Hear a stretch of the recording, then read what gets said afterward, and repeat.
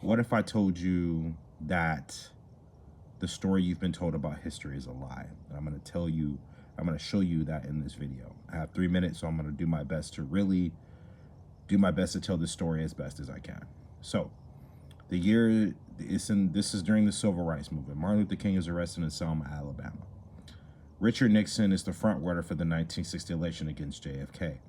There's a plan around this time for the Jim Crow whites, white people that were down there in the South wanting to kill Martin Luther King.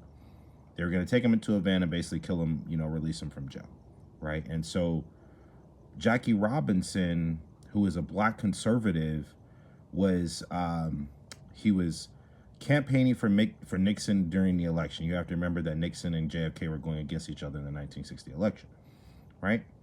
So pressure was building around this time. Everybody knew that Dr. King was he was in jail, right? Basically, this plot is about to go to its fullest extreme. Jackie Robinson is waiting for a call from Nixon, right? He's waiting for a call from Nixon, and that call never happened, right? And so the one person that did make that call was JFK, right? To get Dr. King released from prison, right? Because they knew that if he was to stay in there long enough, they were going to kill him.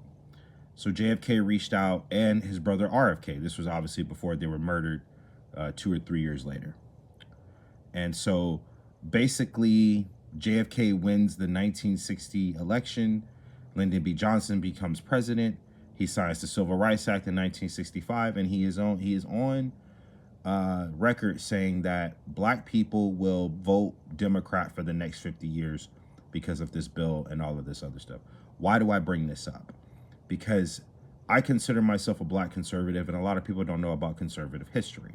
I bring this up and I say this because you have to know history, and you have to understand that most of black people from about the time of slavery till about 1967, 68 were conservative. And I get alienated all the time because of my beliefs. I'm a scholar myself. I've read a lot of books by Thomas Sowell. Here's my point. History is not as what it seems. History always repeats itself. And I tell that story to open your eyes, just to give you a different glimpse into the crystal ball that the powers that be want you to see. Have a great night. Take care. God bless. And I'll see you in the next video.